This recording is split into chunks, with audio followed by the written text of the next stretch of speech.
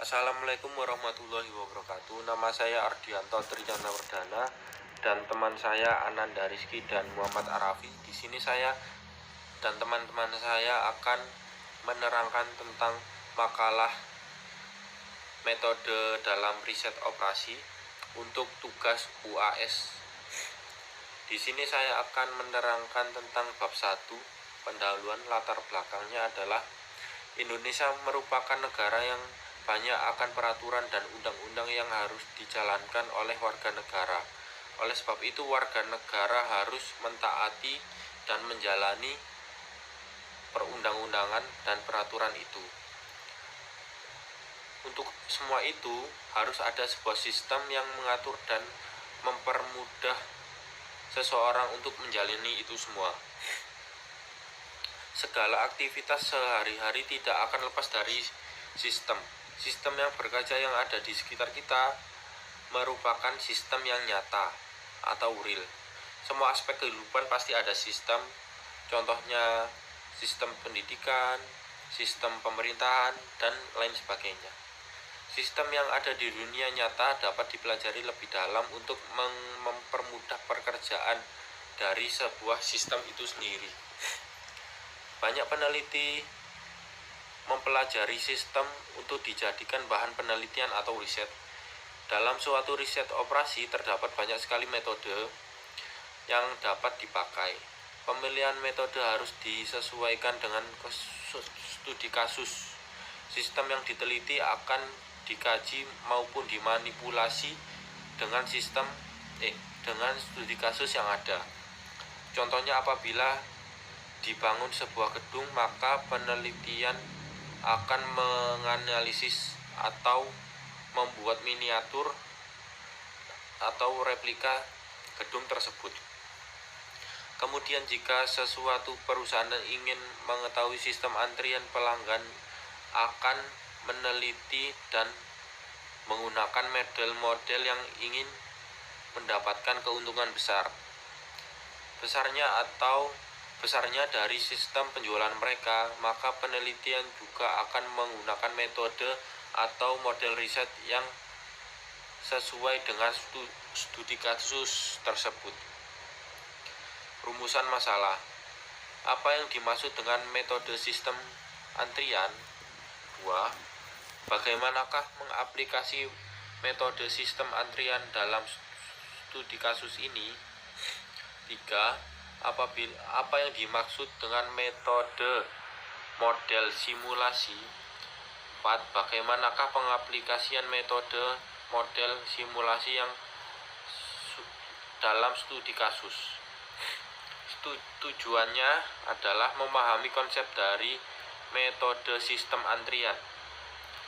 2. Memahami metode sistem antrian dalam kehidupan sehari-hari. 3. Memahami konsep dari metode model simulasi. 4. Mengetahui penggunaan metode simulasi dalam kehidupan sehari-hari.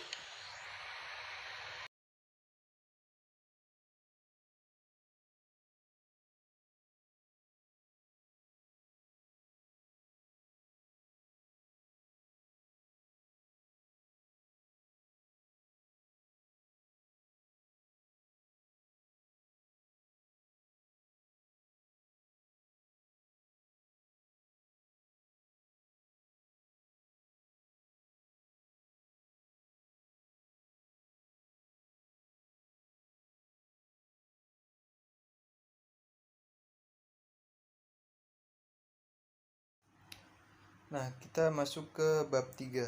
Bab 3 ini tentang pembahasan, di mana topik pembahasan kita yang pertama itu ada metode sistem antrian. Nah, sistem antrian ini sendiri adalah sebuah kejadian di mana ada sekumpulan orang yang sedang menunggu untuk mendapatkan apa yang mereka butuhkan atau inginkan. Nah, antrian ini sendiri itu timbul disebabkan oleh kebutuhan akan layanan yang melebihi kemampuan atau kapasitas pelayanan, sehingga pengguna yang tiba tidak bisa segera mendapatkan layanan yang disebabkan kesibukan layanan tersebut. Nah, komponen dasar proses antrian ini adalah kedatangan, pelayanan, dan juga antri. Dimana di sini ada penentu antrian lainnya, yaitu disebut dengan disiplin antri. Ada 5 bentuk dalam disiplin antri. Antri pelayanan yang bisa digunakan. Yang pertama itu ada first in first out, lalu ada last in last out, lalu ada service in random order, lalu ada priority service. Saya akan menjelaskan secara singkatnya saja. Nah, di sini ada aplikasi model antriannya, di mana di sini ada 4 model struktur antrian dasar yang umumnya terjadi dalam sebuah sistem antrian. Yang pertama itu ada single challenge, single pass, di mana single challenge ini berarti hanya ada satu jalur yang memasuki sistem pelayanan atau ada satu fasilitas pelayanan. Gambarnya seperti di makalah tersebut. Lalu ada yang kedua, single challenge multi pass. Ini adalah istilah multipass yang menunjukkan ada 2 arah atau lebih pelayanan yang dilaksanakan secara berurutan dalam proses pass. Sebagai contoh yaitu adalah pencucian mobil. Ini kita bisa lihat di sebuah gambarannya di makalahnya. Lalu yang ketiga ada multi-channel single pass. Sistem multi-channel single pass ini terjadi kapan saja, di mana saja. Ada 2 atau lebih fasilitas pelayanan dialiri oleh antrian tunggal. Sebagai contohnya itu model antrian ini adalah pada teller sebuah bank. Gambarannya bisa dilihat pada makalah tersebut. Lalu ada multi-channel multipass, di mana multi-channel ini multipass sebagai contoh rehabilitas para mahasiswa di universitas, pelayanan kepada pasien di rumah sakit, mulai pendaftaran, diagnosa, penyembuhan sampai pembayaran.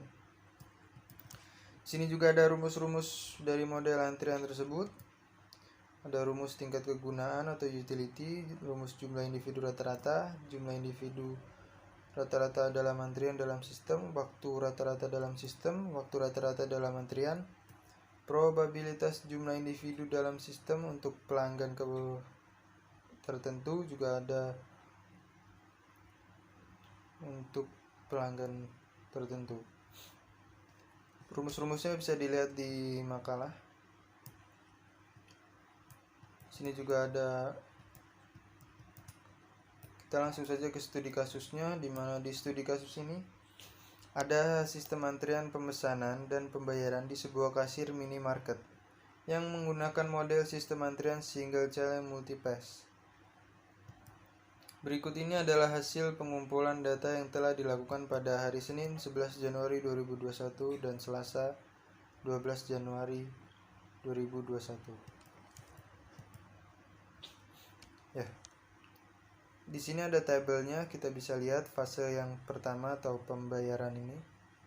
Dari jam kedatangan jam 10 sampai 11 ada 30 orang per jam, lalu ada jumlah pelayanan dari setiap jamnya itu adalah 32 orang per jam. Bisa kita lihat setiap jamnya. Lalu pada fase kedua ini juga jam kedatangannya jam 10 sampai jam 11 ada 28 orang per jam, dan jumlah pelayanannya dari setiap jamnya itu ada 30 orang per jam. Di sini ada cara pengerjaannya menggunakan rumus-rumus seperti di atas tadi. Kita tinggal memasukkan saja untuk mencari fase satunya pembayaran, lalu fase 2-nya juga sama seperti itu, pengambilan dengan rumus-rumus yang sama, dan kita memasukkan nilai-nilainya. Nah, kita masuk ke yang kedua, di mana di sini ada metode model simulasi. Nah, model simulasi ini itu adalah sebuah konsep sederhana dari suatu sistem. Dapat berupa proses maupun teori. Nah, model ini sering digunakan dalam suatu riset karena dapat menghemat biaya, hemat waktu, dan juga mudah melakukan perubahan atau revisi.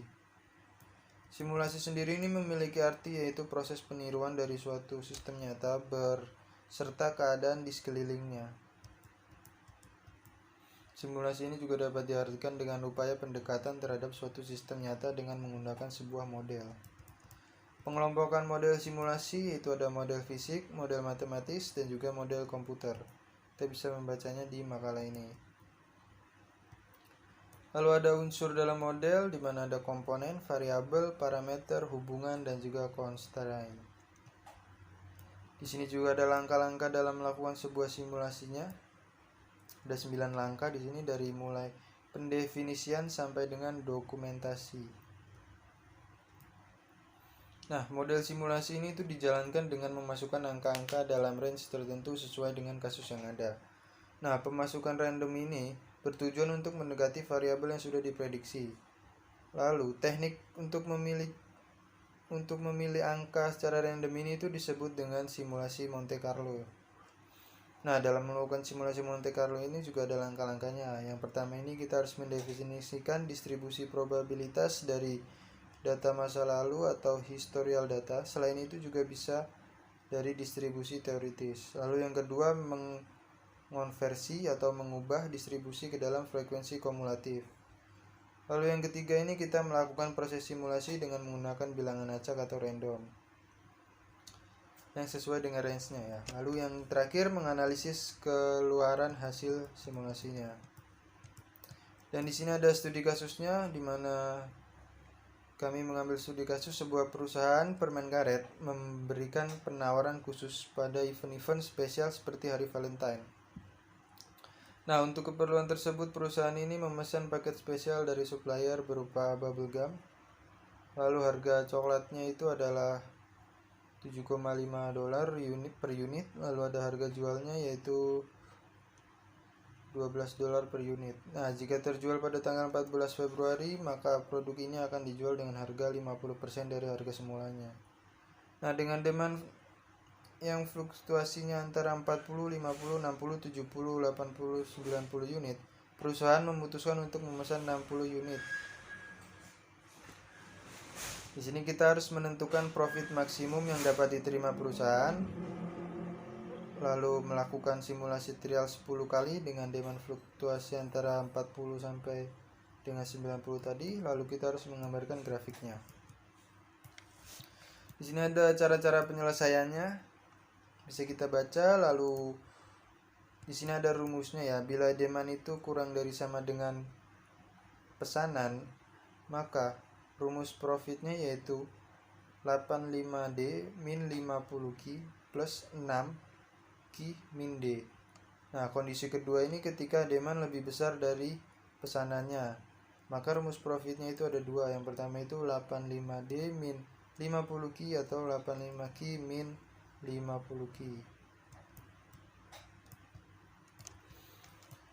Di sini seperti hasil yang kita dapat, saya melakukan penghitungan dengan Excel dengan hasilnya seperti ini. Ini untuk profitnya. Dan di sini juga kita menghitung distribusi profitnya seperti ini menggunakan Microsoft Excel.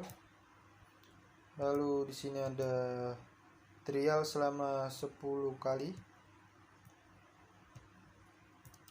Dan hasil yang diperoleh itu rata-rata profit yang diterima sekitar 234 dan profit terbesarnya yaitu adalah 270. Di sini ada grafik chart yaitu grafik distribusi profitnya dan juga grafik trial 10 kalinya. Dan yang terakhir ini bab 4 berisikan penutup dan juga kesimpulan dari seluruh makalah yang sudah kami susun, dan yang bagian terakhir tentunya ada daftar pustaka. Saya rasa sekian untuk presentasinya, kurang lebihnya mohon maaf. Assalamualaikum warahmatullahi wabarakatuh.